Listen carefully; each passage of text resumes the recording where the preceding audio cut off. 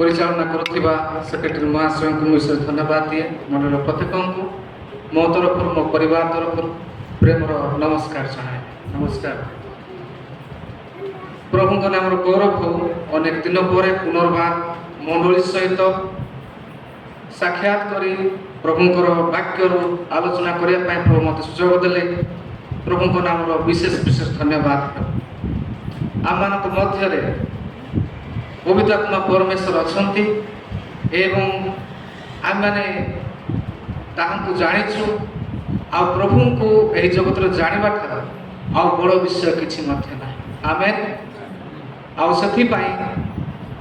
आपण मान कहवाई चाहे आपण मैंने बहुत बहुमूल्य आम सम्मुखें आम पाखे जी अच्छा हैंडसेक करवा कहवा आपण जीशु बहुमूल्य।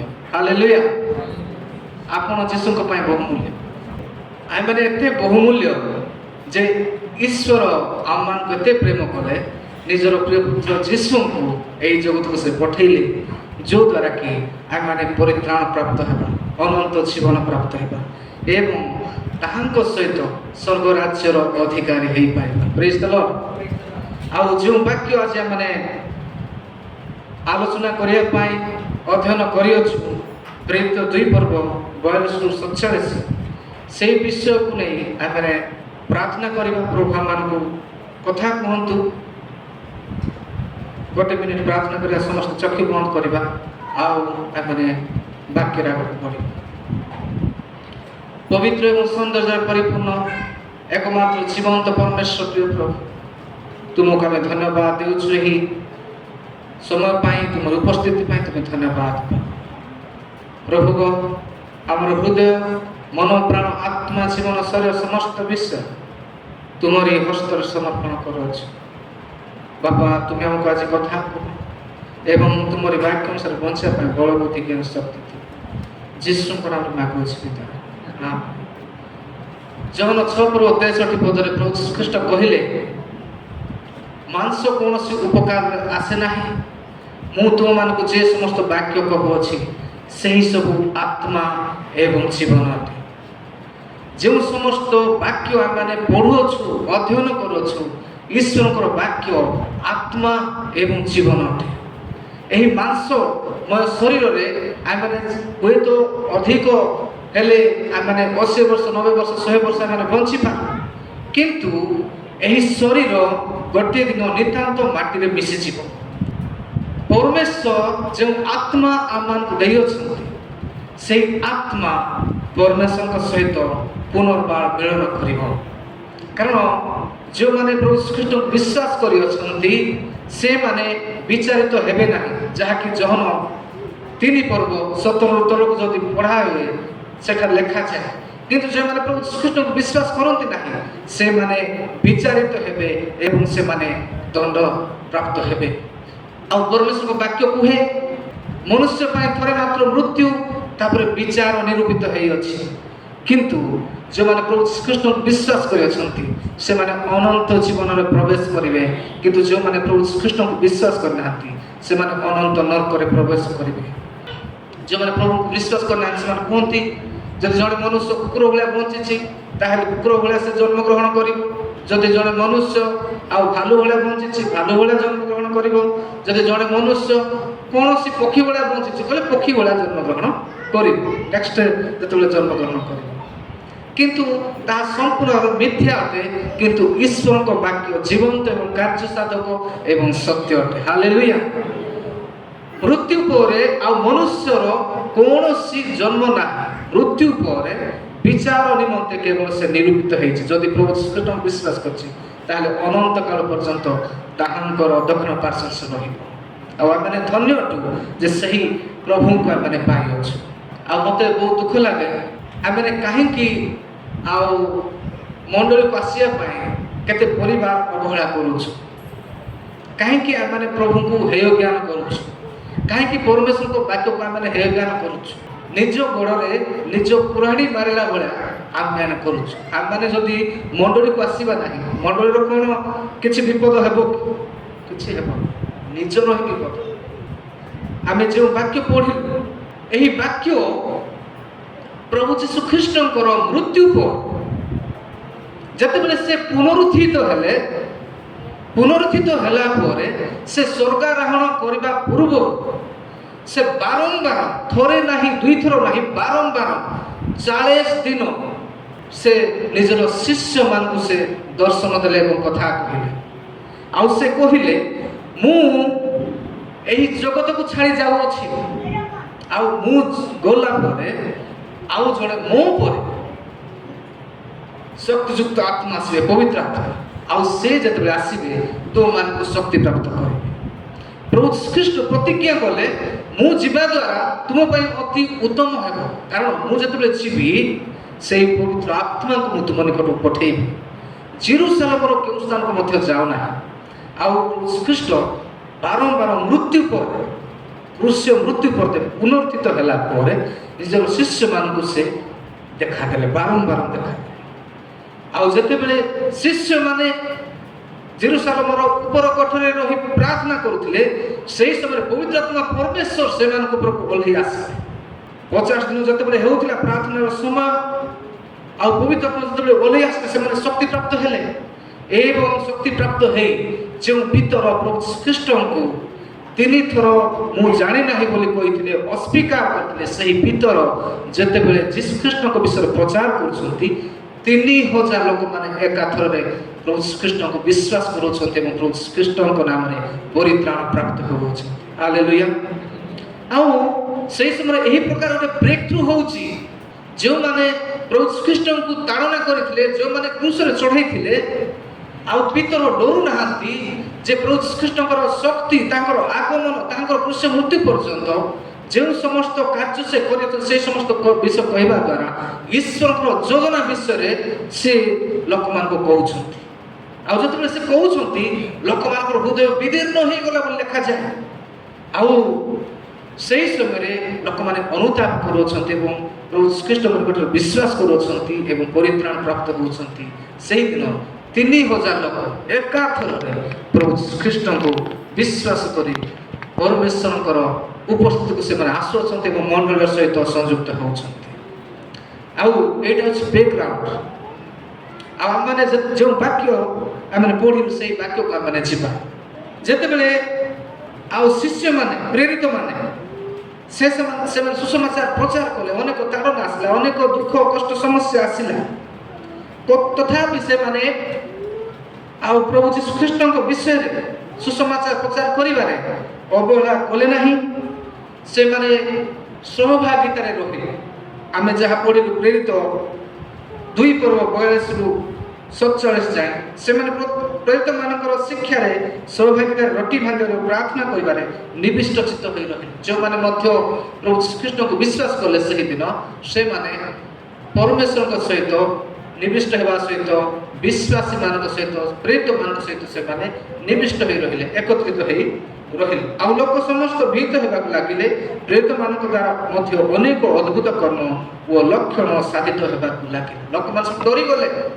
कारण शिष्य मान द्वारा अनेक आश्चर्य कर्म सब साधित हेबा लागिला और प्रभु ख्रीष्ट नाम जे घोषणा हेउछे और अनेक लोक माने ताहां विश्वास करिवे ताहा जानी जो माने कि साधु एवं फारसी माने से माने भयभीत हेले आउ चतुर्थ लेखा जाए मात्र जो माने विश्वास कले से माने समस्त एकत्रित रही सब पदार्थ साधारण संपत्ति बोली ज्ञान करुथिले आ 45 लेखा जाए पुणी से माने अपना अपना स्थावर अस्थावर संपत्ति विक्रय करी जहार जेपरि प्रयोजन सही अनुसार समस्त को बांटी देबा लागिले अर्थात से मान को जीवन रे आ पातर अंतर रहिला नाही धनी गरीब मनोभाव रहिला नाही उच्च नीच मनोभाव रहिला नाही जाति भेद रहिला नाही से माने एकत्रित हेले एवं परस्पर आवश्यकता पूर्ण करिया से माने तत्पर है आउ 46 लेखा जाए आउ से माने एकचित होई प्रतिदिन मंदिर रे समवेत हे रहुथिले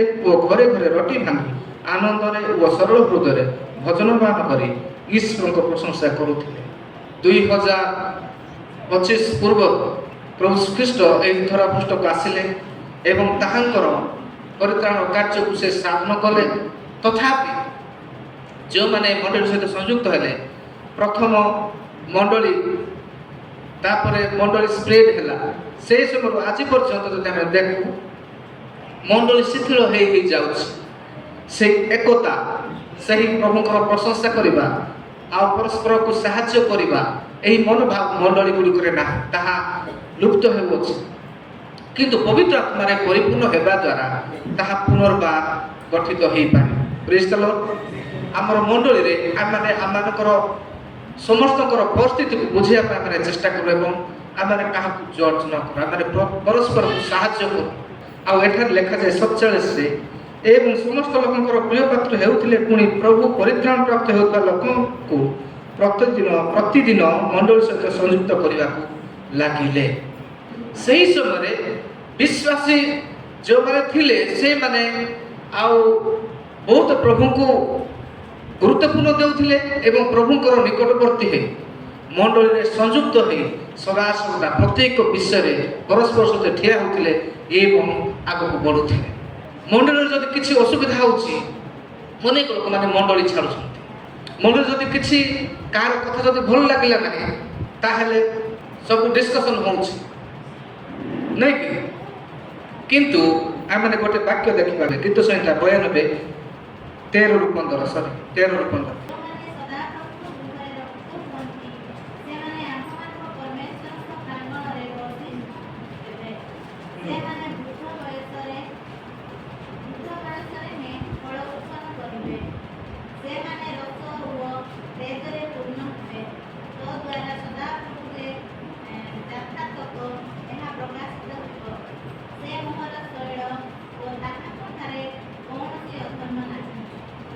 एठाने मैंने देखुछु जे जो माने सदा प्रभु पूर्वरे रपित हुंती से माने आम मानक परमेश्वर को प्रांगण में वर्धिष्णु हेबे। हालेलुया। जो माने सदा प्रभु परमेश्वर को गृह रे रपित हुंती अर्थात मंडली को जो माने आसंती एवं सदा प्रभु परमेश्वर को सहित जो माने समय बितांती जो माने प्रार्थना उपासना रे निबिड़ चित्त होंती से मान को सहित जो माने रुहंती से माने कोन हेबे से माने सदा प्रभु को गृह रे रपित हेबे। आउ कौन हे से माने आमान को परमेश्वर प्रांगण में वर्धिष्णु है खाली रपित हेबे ताहा नुहे किंतु वर्धिष्णु है। हालेलुया। जेते बेले आमे सदा परमेश्वर को उपस्थिति रे आमे रहू एही प्रकार केही मध्य व्यक्ति नाही जे कि प्रभु कृष्ण के निकट को आसी आज भिक मागुछि। केही मध्य व्यक्ति एही प्रकार नाही जे कि प्रभु कृष्ण को निकट को वास्तव रे प्रभु को जानी आज विभिन्न प्रकार असंगत कार्य रे अछि। एही प्रकार कई मध्य नहीं जे कि प्रभु कृष्ण को निकट को आसी प्रभुंकर मंडली को आसी प्रभुंकर वाक्य शिखी आ अनैतिक कार्य रे आज लिप्त अछि। कारण प्रभु कृष्णकर समस्त वाक्य जीवंत एवं कार्य साधक अटे। जेते बेले आमे परमेश्वर उपस्थिति को आसी थाउ आइ माने परमेश्वर गृह रे रपित होई था। आम मानकु आमे जेते बेले बिल लगाउछु रोपण करूछु ताहा बढ़ुछि बढ़िला परे कोन होछि ता धान होछि धान होला पर काण होछि ताका माने चावल पर खाउछु माने ता फल फलुछि। आ जो माने सदा परमेश्वर को गृह को आसंती से माने सेही प्रकार जमी रे से माने रपित होती उर्वर जमी रे आउ ताहा बढ़ी थाए आउ ताहा वर्धिष्णु हेबा सहित ताहा कोन करे फल उत्पन्न करे। Praise the Lord. सेति भाई जो माने मते चर्च को आसुना ता मंडल रो केते जण लिस्ट करंतु नेक्स्ट टाइम आसे आपण मान जात कथा हुन आसुन आम माने एक हेबा को पड़ी परमेश्वर आम मान को परस्पर दुर्बलता रे सहायता करे पे आम को आह्वान करि अछंती। केही मध्य जे प्रकार विनष्ट न हेबे परमेश्वर को इच्छा ताहा अटे।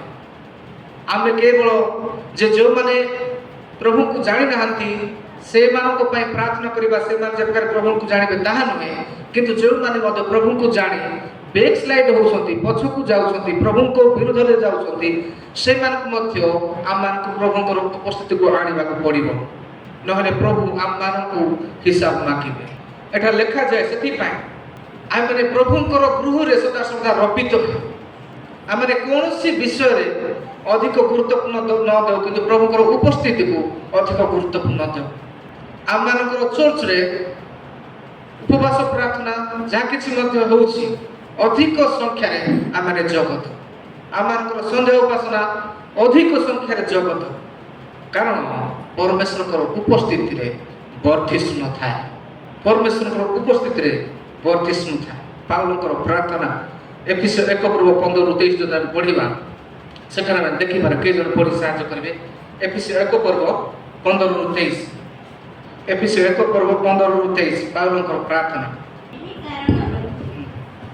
ଏହି କାରଣରୁ ପ୍ରଭୁ ଯୀଶୁଙ୍କ ଠାରେ ତୁମ୍ଭମାନଙ୍କର ଯେଉଁ ବିଶ୍ୱାସ ଓ ସମସ୍ତ ସାଧୁଙ୍କ ପ୍ରତି ଯେଉଁ ପ୍ରେମ, ସେଥିରେ ସମ୍ବାଦ ପାଇଁ ମୁଁ ମଧ୍ୟ ମୋର ପ୍ରାର୍ଥନାରେ ତୁମ୍ଭମାନଙ୍କ ନାମ ଉଲ୍ଲେଖ କରି ତୁମ୍ଭମାନଙ୍କ ନିମନ୍ତେ ଧନ୍ୟବାଦ ଦେବାରୁ କ୍ଷାନ୍ତ ହେଉନାହିଁ।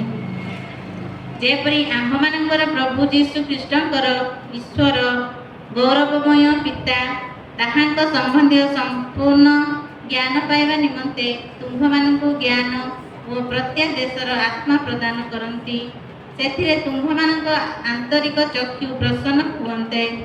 ତାହାଙ୍କ ଆହ୍ୱାନର ଭରସା କ'ଣ? ସାଧୁମାନଙ୍କ ମଧ୍ୟରେ ତାହାଙ୍କ ଅଧିକାରର ଗୌରବ ରୂପ ଧନ କ'ଣ? ପୁଣି ବିଶ୍ୱାସୀ ଯେ ଆମ୍ଭେମାନେ ତାହାଙ୍କ ଶକ୍ତିର କାର୍ଯ୍ୟ ସାଧକ ପରାକ୍ରମ ଅନୁସାରେ ଆମ୍ଭମାନଙ୍କ ପ୍ରତି ତାହାଙ୍କ ଶକ୍ତିର ଅତ୍ୟଧିକ ମହତ୍ତ୍ୱ କ'ଣ, ଏହି ସବୁ ଜାଣିପାର। ସେତିକି ହେଉଛି। ଏଠାରେ ଆମେ ଦେଖୁଅଛୁ ଯେ ପାଉଲଙ୍କର ପ୍ରାର୍ଥନା, ସେ ଏଫେସୀୟ ମଣ୍ଡଳୀ ପାଇଁ ପ୍ରାର୍ଥନା କରୁଛନ୍ତି। ଆଉ ସେ ପ୍ରାର୍ଥନା କରୁଛନ୍ତି ଯେ କି ପ୍ରକାର ଭାବରେ ମଣ୍ଡଳୀ ପରମେଶ୍ୱରଙ୍କର ଯୋଜନା ଏବଂ ଉଦ୍ଦେଶ୍ୟକୁ ଜାଣିପାରିବ। ଅନେକ ମଣ୍ଡଳୀ ଆଜି ପରମେଶ୍ୱରଙ୍କର ଯୋଜନା ଏବଂ ଉଦ୍ଦେଶ୍ୟକୁ ଜାଣିପାରୁନାହିଁ, ଯଦ୍ୱାରା କି ମଣ୍ଡଳୀ ଶିଥିଳ ହୋଇଯାଉଅଛି। କିନ୍ତୁ ଈଶ୍ୱରଙ୍କର ଇଚ୍ଛା ଯେ ଆମେମାନେ ପରମେଶ୍ୱରଙ୍କର ଯୋଜନାକୁ ଜାଣୁ। ଯେଉଁ ପାଉଲ ପ୍ରଭୁ ଯୀଶୁଖ୍ରୀଷ୍ଟଙ୍କୁ ଅସ୍ୱୀକାର କରୁଥିଲେ, ଯେତେବେଳେ ସେ ପ୍ରଭୁ ଯୀଶୁଖ୍ରୀଷ୍ଟଙ୍କ ସହିତ ଏନକାଉଣ୍ଟର ହେଲେ, ସେହି ସମୟରେ ସେ ପ୍ରଭୁଙ୍କ ନିକଟକୁ ଆସିଲେ ଏବଂ ସେ ପ୍ରଭୁଙ୍କ ପାଇଁ ସାକ୍ଷୀ ହେଲେ। ଆଉ ଅନେକ ମଣ୍ଡଳୀ ସ୍ଥାପନ କଲେ। ସେହି ମଣ୍ଡଳୀ ମଧ୍ୟରୁ ଏଫେସୀୟ ମଣ୍ଡଳୀ ବିଷୟରେ ସେ ଏଠାରେ ଲେଖୁଛନ୍ତି। ଏଫେସୀୟ ମଣ୍ଡଳୀ ଗୋଟେ ଏହି ପ୍ରକାର ମଣ୍ଡଳୀ ଥିଲା, ଯାହାକି ବାଇବଲ ଭିତ୍ତିକ ଜୀବନଯାପନ କରୁଥିବା ମଣ୍ଡଳୀ ଥିଲା। କିନ୍ତୁ ସେହି ମଣ୍ଡଳୀ ଭିତରେ ମଧ୍ୟ ଅନେକ ଆଉ ଭଣ୍ଡ ଖ୍ରୀଷ୍ଟମାନେ ଥିଲେ, ଅନେକ ଆଉ ଖରାପ ଶିକ୍ଷା ଦେବା ଲୋକମାନେ ଥିଲେ, ଅନେକ ଆଉ ମଣ୍ଡଳୀକୁ ଭାଙ୍ଗିବା ଲୋକମାନେ ଥିଲେ। ଆଉ ସେଥିପାଇଁ ପାଉଲ ଏଠାରେ ମଣ୍ଡଳୀକୁ ଉତ୍ସାହିତ ଦେବା ସହିତ ସେ ଏଠାରେ ମଣ୍ଡଳୀ ପାଇଁ ପ୍ରାର୍ଥନାକୁ ସେ ଲେଖୁଛନ୍ତି। ମଣ୍ଡଳୀକୁ ଏଥିପାଇଁ ଉତ୍ସାହିତ ଦେଉଛନ୍ତି ଯେ କେତେ ସମସ୍ୟା, କେତେ ବିପଦ, କେତେ ଆଉ ତାଡ଼ନା ମଣ୍ଡଳୀ ମଧ୍ୟରେ ଆସିଲେ ମଧ୍ୟ, କେତେ ଆଉ ଖରାପ ଡକ୍ଟ୍ରିନ୍ ମଣ୍ଡଳୀ ମଧ୍ୟରେ ପ୍ରବେଶ କଲେ ମଧ୍ୟ ତୁମେ ଯେ ପରମେଶ୍ୱରଙ୍କ ବାକ୍ୟରେ ସ୍ଥିର ଅଛ ଆଉ ପରମେଶ୍ୱରଙ୍କ ଠାରେ ସ୍ଥିର ଅଛ, ସେଥିପାଇଁ ମୁଁ ସଦାସର୍ବଦା ପରମେଶ୍ୱରଙ୍କୁ ଧନ୍ୟବାଦ ଦେଉଅଛି। ହାଲେଲୁୟା। ଆମମାନଙ୍କର ମଣ୍ଡଳୀରେ ମଧ୍ୟ ସେହି ପ୍ରକାର ଆମମାନଙ୍କର ଜୀବନ ହେବା ଦରକାର ଯେ ଆମମାନଙ୍କ ପାଇଁ ପ୍ରଭୁ ଯେଉଁ ସମସ୍ତ କାର୍ଯ୍ୟ କରିଛନ୍ତି ତାହା ଆମେ ଜାଣି କୌଣସି ରଙ୍ଗ ଡକ୍ଟ୍ରିନ୍କୁ ଆମେ ସପୋର୍ଟ କରିବା ନାହିଁ। କୌଣସି ବିଷୟରେ ଆମେ ପରମେଶ୍ୱରଙ୍କ ବାକ୍ୟ ବିରୁଦ୍ଧରେ ଆମେ ଯିବା ନାହିଁ। କୌଣସି ବିଷୟରେ ପରମେଶ୍ୱରଙ୍କର ବାକ୍ୟ ବିରୁଦ୍ଧ ଜୀବନଯାପନ କରିବାରେ ଯେଉଁ ସମସ୍ତ ପ୍ରତିବନ୍ଧକ ଆସୁଛି, ସେହି ପ୍ରତିବନ୍ଧକରେ ଆମେ ପଡ଼ିବା ନାହିଁ, କିନ୍ତୁ ପରମେଶ୍ୱରଙ୍କ ଗୌରବ ପାଇଁ ଆମେ ବଞ୍ଚିବା। ପ୍ରଥମ ବିଷୟ ସେ ପ୍ରାର୍ଥନା କରୁଛନ୍ତି, ଯେପରି ଆମମାନଙ୍କ ପ୍ରଭୁ ଯୀଶୁ ଖ୍ରୀଷ୍ଟଙ୍କର ଈଶ୍ୱର ଗୌରବମୟ ପିତା ତାହାଙ୍କ ସମ୍ବନ୍ଧୀୟ ସମ୍ପୂର୍ଣ୍ଣ ଜ୍ଞାନ ପାଇବା ନିମନ୍ତେ ତୁମମାନଙ୍କୁ ଜ୍ଞାନ ଓ ପ୍ରତ୍ୟାଦେଶର ଆତ୍ମା ପ୍ରଦାନ କରନ୍ତି। ଅର୍ଥାତ୍ ଯେପରି କି ଆମେ ଈଶ୍ୱରଙ୍କ ବିଷୟରେ ଜ୍ଞାନ ଆମେ ପ୍ରାପ୍ତ ହେଉ ଆଉ ପ୍ରକାଶନ ଆମ ଜୀବନରେ ଆସେ, ସେଥିପାଇଁ ଆମମାନଙ୍କୁ ପ୍ରତ୍ୟେକ ସମୟରେ ପ୍ରାର୍ଥନା କରିବାକୁ ପଡ଼ିବ। ହାଲେଲୁୟା। ପରମେଶ୍ୱରଙ୍କୁ ଜାଣିବା, ତାହାଙ୍କ ବିଷୟରେ ଆଉ ପ୍ରକାଶନ ପାଇବା ବହୁତ ଗୁରୁତ୍ୱପୂର୍ଣ୍ଣ ବିଷୟ ହେଲେ। ଦ୍ୱିତୀୟ ବିଷୟ, ତାହାଙ୍କର ଆଧାରର ଭରସା ବିଷୟ ଜାଣିବା ପାଇଁ ସେ ପ୍ରାର୍ଥନା କରୁଛନ୍ତି। ଆମମାନେ ଈଶ୍ୱର ଆମମାନଙ୍କୁ କାହିଁକି ପରିଚୟ ଦେଇଅଛନ୍ତି ଏବଂ ତାହାଙ୍କର ଭରସା ଆମମାନଙ୍କୁ ଯାହା ଦେଇଛନ୍ତି ତାହା ବୁଝିବା ପାଇଁ ଆମମାନେ ପ୍ରାର୍ଥନା କରିବା ନିତାନ୍ତ ଆବଶ୍ୟକ ଅଟେ। ଆଉ ତୃତୀୟ ବିଷୟ, ତାହାଙ୍କ ଅଧିକାର ଗୌରବ ରୂପ ଧନ କ'ଣ ତାହା ଜାଣିବା ପାଇଁ ଆମମାନଙ୍କୁ ପ୍ରାର୍ଥନା କରିବାକୁ ପଡ଼ିବ। ଆଉ ଚତୁର୍ଥ ବିଷୟ, ତାହାଙ୍କ ଶକ୍ତିର ଅତ୍ୟଧିକ ମହତ୍ଵ କ'ଣ, ତାହାଙ୍କ ଶକ୍ତିର ଅତ୍ୟଧିକ ମହତ୍ଵ କ'ଣ ତାହା ଜାଣିବା ପାଇଁ ସେ ପ୍ରାର୍ଥନା କରୁଅଛି। ଯେ ପ୍ରକାର ଈଶ୍ୱରଙ୍କ ବାକ୍ୟରେ ଲେଖାଯାଏ ଜହନ 3:16, କାରଣ ଈଶ୍ୱର ଜଗତକୁ ଏଡ଼େ ପ୍ରେମ କଲେ ଯେ ସେ ଆପଣା ଅଦ୍ୱିତୀୟ ପୁତ୍ରଙ୍କୁ ଦାନ କଲେ, ଯେପରି ଯେ କେହି ତାହାଙ୍କଠାରେ ବିଶ୍ୱାସ କରେ ସେ ବିନଷ୍ଟ ନ ହୋଇ ଅନନ୍ତ ଜୀବନ ପ୍ରାପ୍ତ ହୁଏ। ଅର୍ଥାତ୍ ଈଶ୍ୱର ଏହି ଜଗତକୁ ଏତେ ପ୍ରେମ କଲେ ଯେ, ଜଗତ ଅର୍ଥାତ୍ ମନୁଷ୍ୟ ଜାତିକୁ ବୁଝାଏ, ଈଶ୍ୱର ଆପଣଙ୍କୁ ଏବଂ ମୋତେ ଏତେ ପ୍ରେମ କଲେ ଯେ ନିଜର ପ୍ରିୟ ପୁତ୍ର ଯୀଶୁ ଖ୍ରୀଷ୍ଟଙ୍କୁ ଏହି ଜଗତକୁ ପଠେଇଲେ। ଆମେ ତାହାଙ୍କୁ ବିଶ୍ୱାସ କରିବା ଦ୍ୱାରା ଆଜି ଆମେ ଅନନ୍ତ ଜୀବନ ପ୍ରାପ୍ତ ହେଇଅଛୁ, ଆମେ ପରିତ୍ରାଣ ପ୍ରାପ୍ତ ହେଇଅଛୁ। କିନ୍ତୁ ଯେଉଁମାନେ ବିଶ୍ୱାସ କରିନାହାନ୍ତି ସେମାନେ ଯେତେବେଳେ ତାଙ୍କୁ ବିଶ୍ୱାସ କରିବେ ସେମାନେ ମଧ୍ୟ ପରିତ୍ରାଣ ପ୍ରାପ୍ତ ହେବେ। ଈଶ୍ୱରଙ୍କ ପ୍ରେମକୁ ଆମେ ବୁଝିଅଛୁ, ଆହୁରି ମଧ୍ୟ ବୁଝିବାର ଅଛି। ଆଉ ଯେ କେହି ଅର୍ଥାତ୍ ଯେଉଁ ଜାତିର ବି ହେଉ, ଯେଉଁ ଭାଷାବାଦୀ ବ୍ୟକ୍ତି ବି ହେଉ, ଯେଉଁ ଦେଶର ବି ହେଉ, ଯେ ସେ ଧନୀ ହେଉ, ଗରିବ ହେଉ, ଦରିଦ୍ର ହେଉ, ଯେ ପ୍ରକାର ବ୍ୟକ୍ତି ବି ହେଉ, ଯଦି ସେ ପ୍ରଭୁ ଖ୍ରୀଷ୍ଟଙ୍କର ବିଶ୍ୱାସ କଲା ତାହେଲେ ସେ ବିନଷ୍ଟ ନ ହୋଇ ଅନନ୍ତ ଜୀବନ ପ୍ରାପ୍ତ ହେବ। ହାଲେଲୁୟା, ଅନନ୍ତ ଜୀବନ ପ୍ରାପ୍ତ ହେବ। ସେଥିପାଇଁ ପ୍ରଭୁ ଖ୍ରୀଷ୍ଟଙ୍କୁ ଜାଣିବା ନିତାନ୍ତ ଆବଶ୍ୟକ ଅଟେ ଏବଂ ପରମେଶ୍ୱରଙ୍କ ବିଷୟରେ ଜାଣିବା ଏବଂ ପରମେଶ୍ୱର କି ପ୍ରକାର ଅଟନ୍ତି ତାହା ଦେଖାଇବା ପାଇଁ, ତାହାଙ୍କର ଶକ୍ତିକୁ ଦେଖାଇବା ପାଇଁ ଈଶ୍ୱରଙ୍କ ପ୍ରିୟ ପୁତ୍ର ଯୀଶୁ ଖ୍ରୀଷ୍ଟ ଏହି ଜଗତକୁ ଆଗମନ କଲେ ଏବଂ ଈଶ୍ୱରଙ୍କର ଯୋଜନା, ଉଦ୍ଦେଶ୍ୟ, ଲକ୍ଷ୍ୟ ସମସ୍ତ ବିଷୟ ସେ କାଲବରୀ କ୍ରୁଶ ଉପରେ ସେ ସାଧନ କରି ସାରିଅଛନ୍ତି। ଆଉ କିଛି ନାହିଁ, କେବଳ ପ୍ରଭୁ ଖ୍ରୀଷ୍ଟଙ୍କୁ ବିଶ୍ୱାସ କରିବା, ତାହାଙ୍କର ବାକ୍ୟକୁ ଗ୍ରହଣ କରିବା ଏବଂ ତାହାଙ୍କ ପଥରେ ଚାଲିବା ଦ୍ୱାରା ଜଣେ ବ୍ୟକ୍ତି ସେ ଅନନ୍ତ ଜୀବନ ପ୍ରାପ୍ତ ହେଇପାରିବ। କାରଣ ପରିତ୍ରାଣର ଏବଂ ଅନନ୍ତ ଜୀବନର ପ୍ରାପ୍ତ ହେବାର କାର୍ଯ୍ୟ ପ୍ରଭୁ ଖ୍ରୀଷ୍ଟ ନିଜର ରକ୍ତ ଦେଇ ସାଧନ କରି ସାରିଅଛନ୍ତି। ପ୍ରେଜ୍ ଦ ଲର୍ଡ। ଆଉ 20ରୁ ତଳକୁ ଯଦି ଆମେ ପଢ଼ୁଅଛୁ ଏଫେସୀୟ 1:20ରୁ ତଳକୁ, ସେହି ଶକ୍ତି ସେ ଖ୍ରୀଷ୍ଟଙ୍କ ଠାରେ ସାଧନ କରି ତାହାଙ୍କୁ ମୃତମାନଙ୍କ ମଧ୍ୟରୁ ଉଠାଇ ସମସ୍ତ ଆଧିପତ୍ୟ, କର୍ତ୍ତାପଣ, ଶକ୍ତି, ପ୍ରଭୁତ୍ୱ, ପୁଣି ଇହକାଳ ଓ ମଧ୍ୟ ପରକାଳରେ ଯେତେ ନାମ ଖ୍ୟାତ ସେ ସମସ୍ତଙ୍କ ଉପରେ ତାହାଙ୍କୁ ଉନ୍ନତ କରାଇ ସ୍ୱର୍ଗରେ ଆପଣା ଦକ୍ଷିଣ ପାର୍ଶ୍ୱରେ ଉପବେଶନ କରାଇଲେ। ଆଉ ସମସ୍ତ ବିଷୟ ତାହାଙ୍କ ପାଦ ତଳେ ବଶୀଭୂତ କରି ରଖି ତାହାଙ୍କୁ ସର୍ବ ବିଶ୍ୱର ମସ୍ତକ ସ୍ୱରୂପେ ମଣ୍ଡଳୀକୁ ଦାନ କଲେ। ସେହି ମଣ୍ଡଳୀ ତାହାଙ୍କ ଶରୀର ସ୍ୱରୂପ, ଅର୍ଥାତ୍ ଯେ ସମସ୍ତ ବିଷୟକୁ ସର୍ବତ ଭାବେ ପୂର୍ଣ୍ଣ କରନ୍ତି ତାହାଙ୍କର ପୂର୍ଣ୍ଣତା। ହାଲେଲୁୟା। ପରମେଶ୍ୱର ନିଜର ପୁତ୍ରଙ୍କୁ ମଣ୍ଡଳୀ ପାଇଁ ଦେଇଦେଲେ।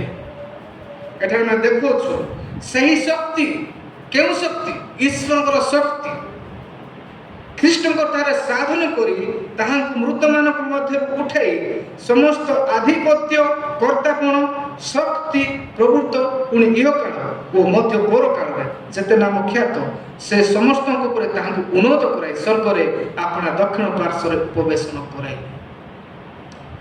ଈଶ୍ୱର ନିଜର ପ୍ରିୟ ପୁତ୍ର ଯୀଶୁ ଖ୍ରୀଷ୍ଟଙ୍କୁ ଏହି ଜଗତକୁ ପଠେଇଲେ ଏବଂ ତାହାଙ୍କର ଆତ୍ମାଙ୍କ ଦ୍ୱାରା ସେ ପୁନର୍ଜୀବିତ କଲେ, ମୃତ୍ୟୁରୁ ତାକୁ ଜୟ କରିବା ପାଇଁ ଶକ୍ତି ଦେଲେ। ହାଲେଲୁୟା। ରୋମିଓ 8:11 ଲେଖାଯାଏ, ଯେଉଁମାନେ ପ୍ରଭୁ ଖ୍ରୀଷ୍ଟଙ୍କର ବିଶ୍ୱାସ କରିଅଛନ୍ତି ସେମାନେ ମଧ୍ୟ ଯୀଶୁ ଖ୍ରୀଷ୍ଟ ଯେଉଁ ପ୍ରକାର ପୁନରୁତ୍ଥିତ ହେଲେ ସେହି ପ୍ରକାର ସେମାନେ ଉଠିବେ।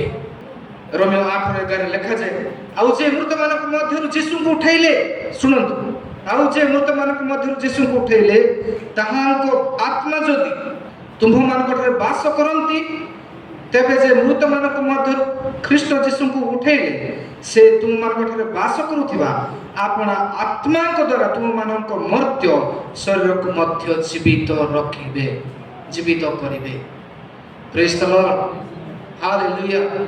ସେହି ଈଶ୍ୱର ଯିଏକି ନିଜର ଆତ୍ମାଙ୍କ ଦ୍ୱାରା ଯୀଶୁ ଖ୍ରୀଷ୍ଟଙ୍କୁ ସେ ମୃତ୍ୟୁରୁ ଉଠାଇଲେ, ସେହି ଈଶ୍ୱରଙ୍କର ଆତ୍ମା, ପବିତ୍ର ଆତ୍ମା ଯଦି ଆପଣଙ୍କ ହୃଦୟରେ ବାସ କରନ୍ତି ତାହେଲେ ଆପଣ ମଧ୍ୟ ମୃତ୍ୟୁ ପରେ ଏହି ଶରୀରରେ ପୁନରୁତ୍ଥିତ ହେବ। ପ୍ରେଜ୍ ଦ ଲର୍ଡ, ହାଲେଲୁୟା। ସେଥିପାଇଁ ଆମମାନଙ୍କୁ ପବିତ୍ର ଆତ୍ମାଙ୍କ ଦ୍ୱାରା ଏହି ଜଗତରେ ବଞ୍ଚିବାକୁ ହେବ। ଯେତେ ଜଣ ଆମେ ପ୍ରଭୁ ଶ୍ରୀକୃଷ୍ଣଙ୍କୁ ବିଶ୍ୱାସ କରିଛୁ, ପବିତ୍ର ଆତ୍ମାକୁ ବି ଆମେ ବିଶ୍ୱାସ କରିନାହୁଁ। ପବିତ୍ର ଆତ୍ମାକୁ ଆମେ ଅଲରେଡି ପାଇଛୁ।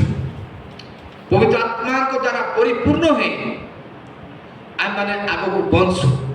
କାରଣ ପବିତ୍ର ଆତ୍ମାଙ୍କୁ କେବଳ ପାଇବା ଯଥେଷ୍ଟ ନୁହେଁ, କିନ୍ତୁ ପବିତ୍ର ଆତ୍ମାଙ୍କ ଦ୍ୱାରା ବଞ୍ଚିବା ହେଉଛି ବହୁତ ଗୁରୁତ୍ୱପୂର୍ଣ୍ଣ ବିଷୟ। ଯେତେବେଳେ ଆମେ ମନୁଷ୍ୟକୁ ଦେଖୁଛୁ, କ'ଣ ଦେଖୁଛୁ? ରକ୍ତ, ମାଂସ, ଶରୀର, ହାଡ଼ ମନୁଷ୍ୟକୁ ଆମେ ଦେଖୁଛୁ। କିନ୍ତୁ ମନୁଷ୍ୟର ଶରୀର ତିନୋଟି ବିଷୟକୁ ନେଇ ଗଠିତ। ପ୍ରଥମ ବିଷୟ ହେଉଛି ଶରୀର, ଦ୍ୱିତୀୟ ବିଷୟ ହେଉଛି ଆତ୍ମା ଏବଂ ତୃତୀୟ ବିଷୟ ହେଉଛି ପ୍ରାଣ। ଶରୀର ଯେତେବେଳେ ଆମେ ଦେଖୁଅଛୁ, ଶରୀରରେ 5ଟି ଇନ୍ଦ୍ରିୟ ଅଛି। ପିଲାମାନେ କହିପାରିବେ କ'ଣ କ'ଣ? କ'ଣ କ'ଣ 5ଟି ଇନ୍ଦ୍ରିୟ?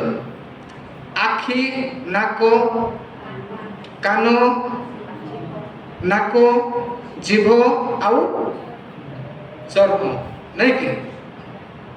କିଛି ଯଦି ପିନ୍ ଯଦି ଲାଗିଗଲା ଚର୍ମରେ, ଆମେ ଫିଲ୍ କରୁଛୁ ଶାରୀରିକ ଭାବରେ, ଏ କଣ୍ଟା ବାଜିଲା, ନାଇଁ କି?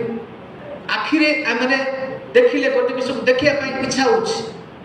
ନାକ ଦ୍ୱାରା ଆମେ ଆଉ କି ପ୍ରକାର ବାସ୍ନା ଆସୁଛି ଆମେ ତାହା ଜାଣିପାରୁଛୁ। କାନ ଦ୍ୱାରା ଆମେ କଥା ଶୁଣୁଛୁ, ଭଲ କଥା ବି ଶୁଣୁଛୁ, ଖରାପ କଥା ବି ଶୁଣୁଛୁ।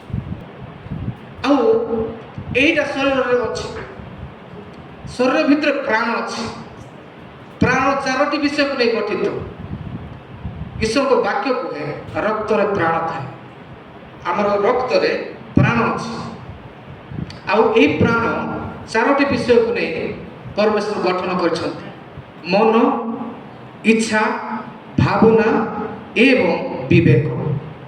ମନ କ'ଣ? ଏଇଠି ଥାଇକି ମଧ୍ୟ ଆମେରିକାକୁ ପହଞ୍ଚିଯିବ। ମନ କ'ଣ? ହଠାତ୍ ଯାହା କିଛି ମଧ୍ୟ ଭାବିବ। ଇଚ୍ଛା କ'ଣ? ହଠାତ୍ କ'ଣ ଗୋଟେ ଖାଇବା ପାଇଁ ଇଚ୍ଛା ହେଲା, ହଠାତ୍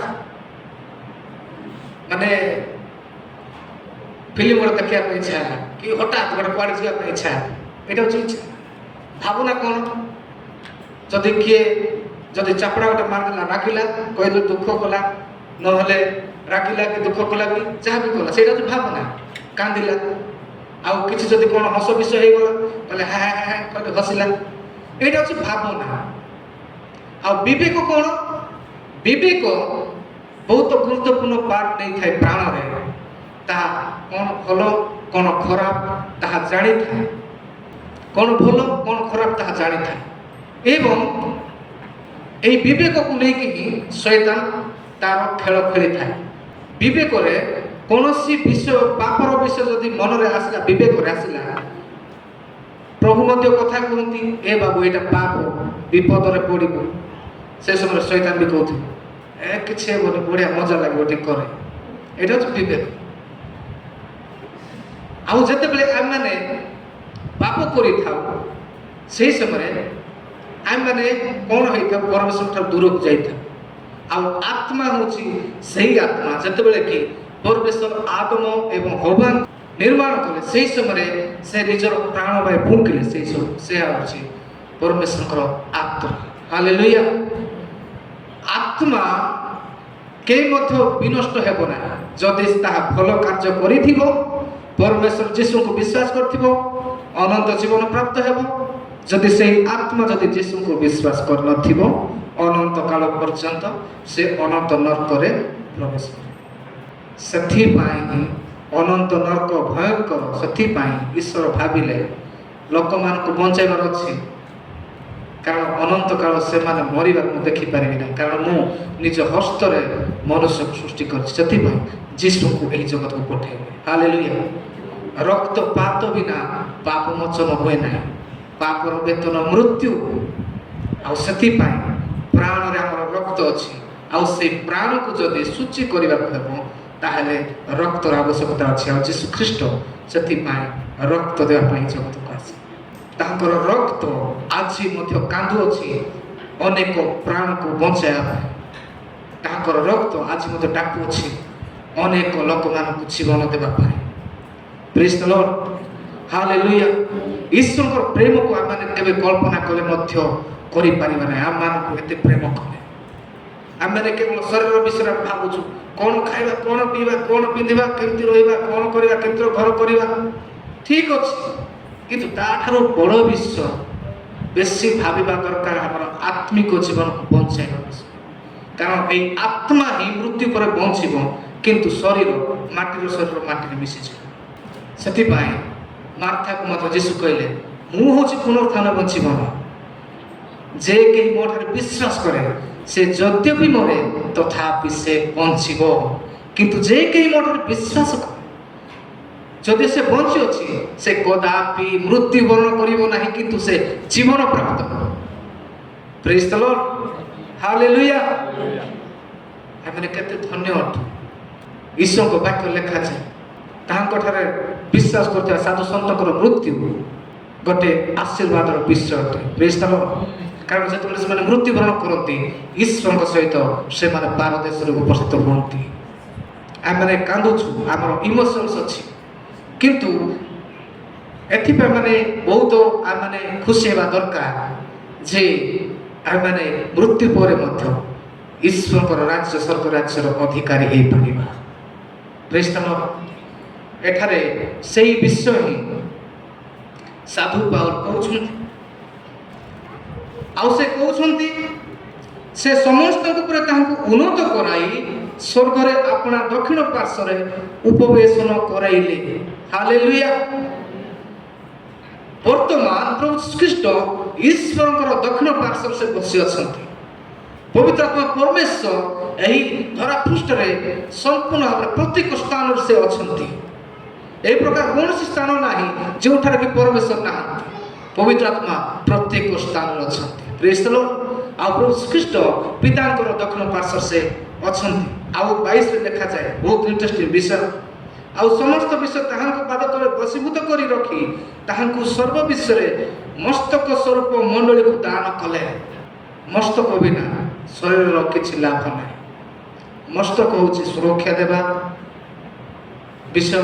ମସ୍ତକ ଆମମାନଙ୍କୁ ସୁରକ୍ଷା ଦେଇଥାଏ, ମସ୍ତକ ଆମମାନଙ୍କୁ ପରିଚାଳନା କରିଥାଏ, ମସ୍ତକ ଆମମାନଙ୍କୁ ଆଉ ପ୍ରତ୍ୟେକ ବିଷୟରେ ସେ ଆମମାନଙ୍କ ସହିତ ଠିଆ ହେଇଥାଏ। ଆମେ ଯେ ପ୍ରକାର ଉତ୍ତମ ଜୀବନ ଯାପନ କରିପାରିବା ସେହି ପ୍ରକାର ପରମେଶ୍ୱର ମଣ୍ଡଳୀକୁ ଖ୍ରୀଷ୍ଟଙ୍କ ମସ୍ତକ ଭାବରେ ଉପହାର ସଦୃଶ ଦେଲେ। ହାଲେଲୁୟା। ଆମମାନଙ୍କୁ ପୁରସ୍କାର ସଦୃଶ ଈଶ୍ୱର ନିଜର ପ୍ରିୟ ପୁତ୍ର ଯୀଶୁ ଖ୍ରୀଷ୍ଟଙ୍କୁ ଦେଲେ, ଯଦ୍ୱାରା କି ସେ ଆମମାନଙ୍କର ମସ୍ତକ ହେବେ ଏବଂ ଆମମାନେ ତାହାଙ୍କର ଶରୀର ହେବା। ଆମମାନେ ହେଉଛୁ ଶରୀର ଏବଂ ଆମମାନଙ୍କର ମସ୍ତକ ହେଉଛନ୍ତି ପ୍ରଭୁ ଖ୍ରୀଷ୍ଟ। ସେ ଆମମାନଙ୍କର କେନ୍ଦ୍ର, ଆମ ଜୀବନର ପ୍ରଭୁ ହୁଅନ୍ତୁ। ପ୍ରତ୍ୟେକ ସମୟରେ ସେ ଆମମାନଙ୍କୁ ପରିଚାଳିତ କରନ୍ତୁ। ଯାହା କିଛି ମଧ୍ୟ ଆମ ଜୀବନରେ ପୂର୍ଣ୍ଣତା ଲାଭ କରିବାର ଅଛି ସେହି ସମସ୍ତ ବିଷୟ ପ୍ରଭୁ ଖ୍ରୀଷ୍ଟଙ୍କ ଠାରେ ଅଛି। ଆଉ ପିତା ପରମେଶ୍ୱର ନିଜର ପୁତ୍ର ଯୀଶୁ ଖ୍ରୀଷ୍ଟଙ୍କୁ ସେ ସର୍ବୋଚ୍ଚ ନାମରେ ସେ ନାମିତ କରିଅଛନ୍ତି। ଆକାଶ ତଳେ ମନୁଷ୍ୟମାନଙ୍କ ମଧ୍ୟରେ ଆଉ କୌଣସି ନାମ ତାହାଙ୍କ ନାମ ଛଡ଼ା ପରିତ୍ରାଣ ଦେଇପାରିବ ନାହିଁ। ପ୍ରେରିତ 4:12 ଲେଖାଯାଏ ତାହାଙ୍କ ଛଡ଼ା ଆଉ କାହାଠାରେ ପରିତ୍ରାଣ ନାହିଁ, ଯାହାଙ୍କ ଦ୍ୱାରା ପରିତ୍ରାଣ ପାଇବାକୁ ହେବ। ଆକାଶ ତଳେ ମନୁଷ୍ୟମାନଙ୍କ ମଧ୍ୟରେ ଆଉ କୌଣସି ନାମ ଦିଆଯାଇ ନାହିଁ। ଯୀଶୁ ଖ୍ରୀଷ୍ଟଙ୍କର ନାମ ହେଉଛି ସର୍ବୋଚ୍ଚ ନାମ। ଈଶ୍ୱରଙ୍କ ପୁତ୍ର ଈଶ୍ୱର ହେଲେ ନିଜକୁ ସେ ଈଶ୍ୱର ବୋଲି ମଣିଲେ ନାହିଁ, କିନ୍ତୁ କୃଷ୍ଣ ମୃତ୍ୟୁ ପର୍ଯ୍ୟନ୍ତ ଦୁଃଖ, କ୍ଲେଶ, କଷ୍ଟ, ଅପମାନ ସମସ୍ତ ବିଷୟକୁ ସେ ସମ୍ଭାଳିଲେ। ତାଙ୍କର ରକ୍ତ ଦେଇ ସେ ଆମମାନଙ୍କୁ ସେ ପରିତ୍ରାଣ ଦେଲେ ଏବଂ ତାଙ୍କର ମିଶନକୁ ଏହି ଜଗତରେ ସଫଳ କରି ସାରିଅଛନ୍ତି। ପ୍ରେଜ୍ ଦ ଲର୍ଡ, ହାଲେଲୁୟା। ସେଥିପାଇଁ ଆମେମାନେ ପ୍ରଭୁ ଖ୍ରୀଷ୍ଟଙ୍କୁ ଅଧିକ ଆମ ଜୀବନରେ ଗୁରୁତ୍ୱପୂର୍ଣ୍ଣ ଦେଉ। ପ୍ରଭୁ ଖ୍ରୀଷ୍ଟଙ୍କୁ ଆମ ଜୀବନରେ ଅଧିକ ସମୟ ଦେଉ। ପ୍ରଭୁ ଖ୍ରୀଷ୍ଟ ଆମ ଜୀବନର କେନ୍ଦ୍ର। ମୁଁ ସମସ୍ତଙ୍କୁ କହିବା ପାଇଁ ଚାହେଁ, ଯେଉଁମାନେ ପ୍ରଭୁଙ୍କୁ ସମ୍ମାନ କରନ୍ତି ପ୍ରଭୁ ମଧ୍ୟ ସେମାନଙ୍କୁ ସମ୍ମାନ କରନ୍ତି, ସେମାନଙ୍କୁ ଉଠାନ୍ତି। ପ୍ରଥମ ସାମୁଏଲ 2:30 କେହି ଜଣେ ପଢ଼ି ସାହାଯ୍ୟ କରିବେ? ଟିକେ ପାଟି କରି ପଢ଼ନ୍ତୁ। ପ୍ରଥମ ସାମୁଏଲ 2:30। ଏଣୁ ସଦାପ୍ରଭୁ ଇସ୍ରାଏଲର ପରମେଶ୍ୱର କହନ୍ତି, ତୁମ ଦୁଃଖ ଓ ତୁମ ପିତୃଦୁଃଖ ଆସ ଆମ୍ଭ ସମ୍ମୁଖରେ ଅନନ୍ତ କାଳ ଗମନାଗମନ କରିବେ ବୋଲି ଆମେ କହିଥିଲୁ। ପ୍ରମାଣ ମାତ୍ର ଏବେ ସଦାପ୍ରଭୁ କହନ୍ତି ତାହା ଆମ୍ଭଠାରୁ ଦୂର ହେଉ। କାରଣ ଯେଉଁମାନେ ଆମ୍ଭର ଗୌରବ କରନ୍ତି ଆମେ ସେମାନଙ୍କର ଗୌରବ କରିବା, ମାତ୍ର ଯେଉଁମାନେ ଆମ୍ଭକୁ ତୁଚ୍ଛ ଜ୍ଞାନ କରନ୍ତି ସେମାନେ ଲଘୁ ଜ୍ଞାନ କରାଯିବେ। ଏଠାରେ ଆମେ ଦେଖୁଛୁ ପରମେଶ୍ୱର ଏଲି ଯାଜକଙ୍କୁ ଦାୟିତ୍ୱ ଦେଲେ ଯେ ପ୍ରକାର ସେ ଯାଜକ ଭାବରେ ରହିବେ ଏବଂ ସେ ଅନ୍ୟମାନଙ୍କ ପାଇଁ ସେ ପ୍ରାର୍ଥନା କରିବେ, ଯାଜକତ୍ୱର କାର୍ଯ୍ୟ କରିବେ। କିନ୍ତୁ ଏଲିର ଯାଜକର ପିଲାମାନେ ସେମାନେ ପରମେଶ୍ୱରଙ୍କୁ ସମ୍ମାନ ଦେଲେ ନାହିଁ। ଆଉ ଏଲି ଯାଜକ ମଧ୍ୟ ପରମେଶ୍ୱରଙ୍କୁ ଭକ୍ତି କରିବା ବିଷୟରେ, ସମ୍ମାନ କରିବା ବିଷୟରେ ଆଉ ନିଜର ପିଲାମାନଙ୍କୁ ସେ ଶିଖାଇଲେ ନାହିଁ। ଆଉ ସେହି ସମୟରେ ପରମେଶ୍ୱର ଏହି ବାକ୍ୟ କହୁଛନ୍ତି, ଏଣୁ ସଦାପ୍ରଭୁ ଇସ୍ରାଏଲ ପରମେଶ୍ୱର କହନ୍ତି ତୁମ୍ଭ ଗୃହ ଓ ତୁମ୍ଭ ପିତୃଗୃହ ଆମ୍ଭ ସମ୍ମୁଖରେ ଅନନ୍ତ କାଳ ଗମନାଗମନ କରିବେ ବୋଲି ଆମ୍ଭେ କହିଥିଲୁ। ପ୍ରମାଣ ମାତ୍ର ଏବେ ସଦାପ୍ରଭୁ କହନ୍ତି ତାହା ଆମ୍ଭଠାରୁ ଦୂର ହେଉ। କାରଣ ଯେଉଁମାନେ ଆମ୍ଭର ଗୌରବ କରନ୍ତି ଆମ୍ଭେ ସେମାନଙ୍କର ଗୌରବ କରିବା, ମାତ୍ର ଯେଉଁମାନେ ଆମମାନଙ୍କୁ ତୁଚ୍ଛ ଜ୍ଞାନ କରନ୍ତି ସେମାନେ ଲଘୁ ଜ୍ଞାନ କରାଯିବେ। ପରମେଶ୍ୱରଙ୍କୁ ଯେଉଁମାନେ ଗୌରବ କରନ୍ତି ପରମେଶ୍ୱର ସେମାନଙ୍କୁ ଗୌରବ ଦିଅନ୍ତି, ଉଠାନ୍ତି। କିନ୍ତୁ ପରମେଶ୍ୱରଙ୍କୁ ଯେଉଁମାନେ ତୁଚ୍ଛ ଜ୍ଞାନ କରନ୍ତି ସେମାନଙ୍କୁ ପରମେଶ୍ୱର ଲଘୁ ଜ୍ଞାନ କରିବେ। ଯୁବା ଯୁବତୀମାନଙ୍କୁ ମଧ୍ୟ କହିବା ପାଇଁ ଚାହୁଁଛି, ସବୁଠାରୁ ସର୍ବୋତ୍କୃଷ୍ଟ ନାମ ହେଉଛି ଯୀଶୁଙ୍କର ନାମ। ପ୍ରଥମ ସ୍ଥାନ ଆମ ଜୀବନରେ ଯଦି କିଛି ପାଇବାର ଅଛି ଯୀଶୁ ଏବଂ ତାଙ୍କର ବାକ୍ୟ। ପ୍ରେଜ୍ ଦ ଲର୍ଡ। ଏବେ କ'ଣ ଗୋଟେ ଏବେ ଫିଲ୍ମ ଗୋଟେ ବାହାରିଛି ସାୟାରା ନା କ'ଣ ବୋଲି ଗୋଟେ ଫିଲ୍ମ। ଅନେକ ପିଲାମାନେ, ଅନେକ ଯୁବା ଯୁବତୀ ମାନେ ଡ୍ରଗ୍ସ ନେଉଛନ୍ତି, ଦେଖୁଛନ୍ତି। ଅନେକ ଲୋକମାନେ ଆଉ ସେଇ ଫିଲ୍ମ ଦେଖିକି ପାଗଳ ଭଳି ହେଉଛନ୍ତି। ଦୁଷ୍ଟ ଆତ୍ମା କି ପ୍ରକାର କାର୍ଯ୍ୟ କରୁଛି ଦେଖନ୍ତୁ। ଆୟୁବ 28:28 ଲେଖାଯାଏ, ସଦାପ୍ରଭୁଙ୍କ ବିଷୟକ ଭୟ ହିଁ ଜ୍ଞାନ ଏବଂ କୁକ୍ରିୟା ତ୍ୟାଗ ହିଁ ବୁଦ୍ଧି। ସଦାପ୍ରଭୁଙ୍କ ବିଷୟକ ଭୟ ହିଁ ଜ୍ଞାନ ଏବଂ କୁକ୍ରିୟା ତ୍ୟାଗ ହିଁ ବୁଦ୍ଧି। ମୂର୍ଖ ଭଳିଆ ଯୁବା ଯୁବତୀ ମାନେ ନ ହୁଅନ୍ତୁ। କିଏ ଜୀବନକୁ ଏତେ ନର୍ମାଲ ଭାବିଛନ୍ତି, ଷ୍ଟଣ୍ଟ କରୁଥିବେ, ଲୋକମାନେ ଏପଟ ସେପଟ ଯାଉଥିବେ, ଇଏ ସେ ଲୋକ ଗହଳି ଥିବେ, ସେଠି ବି ବାଇକକୁ ଷ୍ଟଣ୍ଟ କରି ଉଠାଇକି ନେଉଥିବେ। ଯୁବା ଯୁବତୀ ଗଞ୍ଜେଇ ଆଉ ବିଭିନ୍ନ ପ୍ରକାର ଡ୍ରଗ୍ସ, ମଦ, ବିଭିନ୍ନ ପ୍ରକାର ନିଶା ଦ୍ରବ୍ୟରେ ଲିପ୍ତ ହେଇ, ବିଭିନ୍ନ ପ୍ରକାର ପାପରେ ଲିପ୍ତ ହେଇ ସେମାନେ ଆଉ ମନ ଇଚ୍ଛା ନିଜର ଜୀବନକୁ ସେମାନେ ଯାପନ କରୁଛନ୍ତି। କିନ୍ତୁ ଈଶ୍ୱରଙ୍କର ବାକ୍ୟ ଆଜି ଆମମାନଙ୍କୁ ଚେତାବନୀ ଦେଉଛି, ଆମର ପିଲାମାନଙ୍କୁ ଆମେ ସତର୍କ କରୁ, ଆମର ପିଲାମାନଙ୍କୁ ମଧ୍ୟ ଆମେ ଶିକ୍ଷା ଦେଉ। କାରଣ ସଦାପ୍ରଭୁଙ୍କୁ ଭୟ କରିବା ହିଁ ଜ୍ଞାନ ଏବଂ କୁକ୍ରିୟା ତ୍ୟାଗ କରିବା ହିଁ ବୁଦ୍ଧି। ଆଉ ହିତୋପଦେଶ 1:7 ଲେଖାଯାଏ, ସଦାପ୍ରଭୁଙ୍କ ବିଷୟ ଭୟ ଜ୍ଞାନରୁ ଆରମ୍ଭ, ମାତ୍ର ନିର୍ଭଦ ତୁଚ୍ଛ ଜ୍ଞାନ କରେ। ଯିଏ ମୂର୍ଖ ସେ ପରମେଶ୍ୱରଙ୍କୁ ତୁଚ୍ଛ ଜ୍ଞାନ କରେ। ଯିଏ ମୂର୍ଖ ଈଶ୍ୱରଙ୍କର ବାକ୍ୟକୁ ସେ ତୁଚ୍ଛ ଜ୍ଞାନ କରେ। କିନ୍ତୁ ଯେ ଈଶ୍ୱରଙ୍କୁ ଭୟ କରେ, ଭକ୍ତି କରେ ଏବଂ ଈଶ୍ୱରଙ୍କୁ ପ୍ରେମ କରେ ସେ ଜ୍ଞାନ ପ୍ରାପ୍ତ ହୁଏ। ଯେତେ ମଧ୍ୟ କଲେଜ ଷ୍ଟୁଡେଣ୍ଟ ଅଛନ୍ତି ଶୁଣନ୍ତୁ, ଆଉ ଈଶ୍ୱରଙ୍କ ବାକ୍ୟ ହିତୋପଦେଶ ଲେଖାଯାଏ, ଜ୍ଞାନୀ ସହିତ ବାସ କର, ତହିଁରେ ତୁମ୍ଭେ ଜ୍ଞାନୀ ହେବ, ମାତ୍ର ମୂର୍ଖମାନଙ୍କ ସଙ୍ଗୀ କ୍ଲେଶ ପାଇବ। ମୂର୍ଖମାନଙ୍କ ସଙ୍ଗୀ କ୍ଲେଶ ପାଇବ। ପ୍ରଥମେ ତ ମଜା ଲାଗିବ, ଯେତେବେଳେ ଥରେ ସିଗାରେଟ୍ ଟିକେ ପିଇଲେ ମଜା ନାହିଁ କି, ବିଡ଼ି ଟିକେ ପିଇଲେ ଆଉ ବିଭିନ୍ନ ପ୍ରକାର ଆଉ ମଦ ଟିକେ ପିଇଲେ, ବିଭିନ୍ନ ପ୍ରକାର ନିଶା ଟିକେ ପାନ କଲେ ମଜା ଲାଗିବ, କିନ୍ତୁ ଶେଷରେ କ୍ଲେଶ ପାଇବ।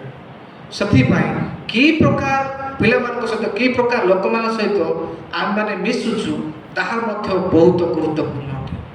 ଜ୍ଞାନୀ ସହିତ ବାସ କର, ତହିଁରେ ତୁମେ ଜ୍ଞାନୀ ହେବ, ମୂର୍ଖମାନଙ୍କ ସଙ୍ଗେ କ୍ଲେଶ ପାଇବ। ଜ୍ଞାନୀ କିଏ?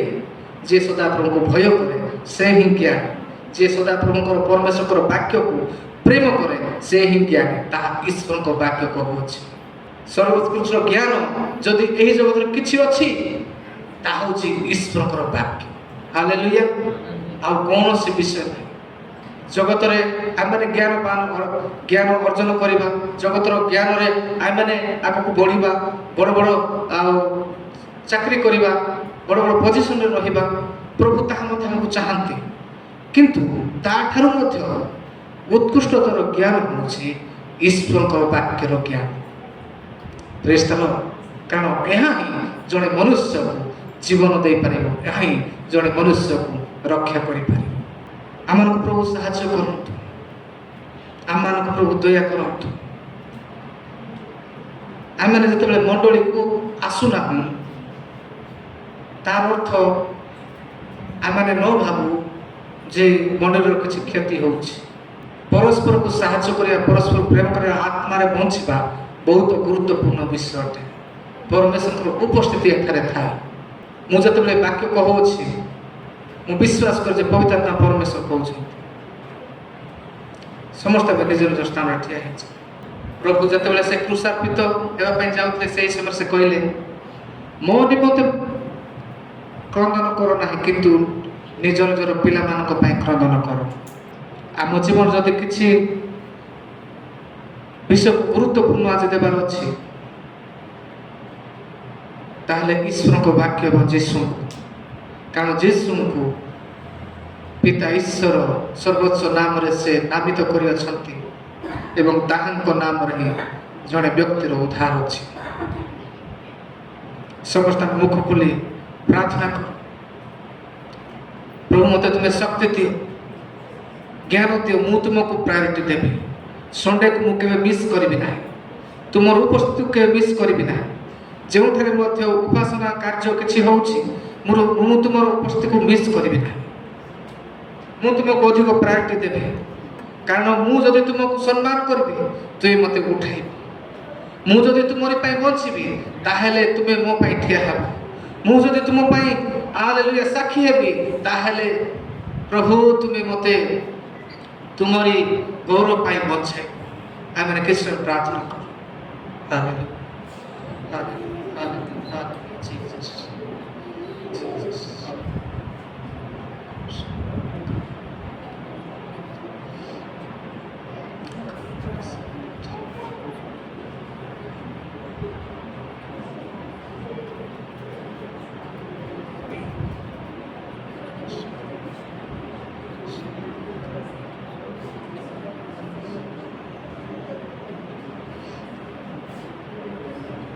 ସଣ୍ଡେ ଦିନ କେତେ ବୋଧେ ବଡ଼ କାର୍ଯ୍ୟ ଥାଉ ନା କାହିଁକି ଆମେ ନ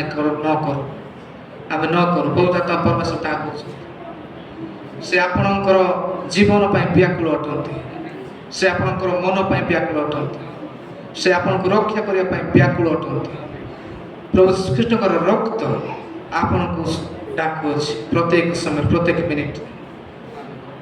ନିଜକୁ ପ୍ରଭୁଙ୍କର ରକ୍ତ ଦ୍ୱାରା କଭର କରନ୍ତୁ ଏବଂ ଏହି ଜଗତରେ ବଞ୍ଚନ୍ତୁ। ମନୁଷ୍ୟର ଜୀବନ ସମ୍ପତ୍ତିର ପ୍ରାଚୁର୍ଯ୍ୟତା ଉପରେ ନିର୍ଭର କରେ ନାହିଁ।